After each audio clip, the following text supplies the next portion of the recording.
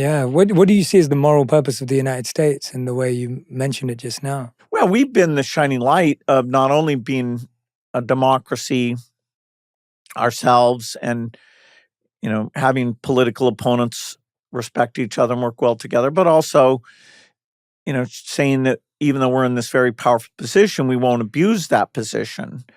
And okay, if we allowed ourselves, to let other people spend too little on some things, there's a balance there. But if you become too much of a bully and you're not keeping democracy, which requires reducing the polarization and bridging some of these divides, that's a little bit scary.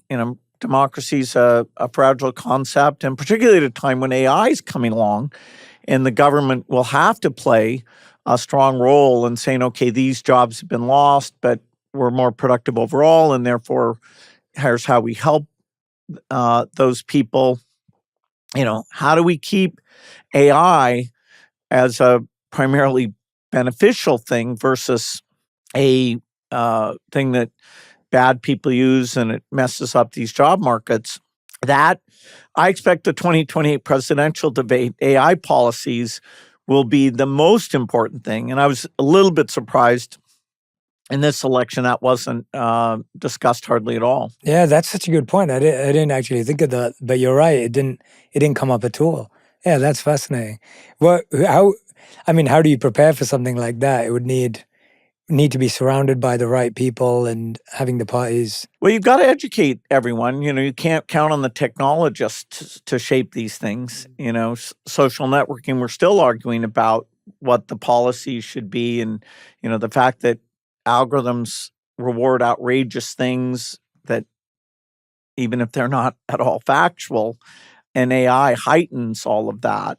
And, this is an era where getting the politicians to see the technology, including all this good stuff, personal tutors, better medical care, even making the government more efficient. This is the most promising set of tools because bureaucratic paperwork, AIs actually are pretty darn good at reading and processing those kinds of things. So, we're on the precipice of these AI breakthroughs, the reliability and capabilities. It's kind of an extension of what I worked on as a child, personal computers, then internet, then cell phones, and now AI. But it's because it's super intelligent.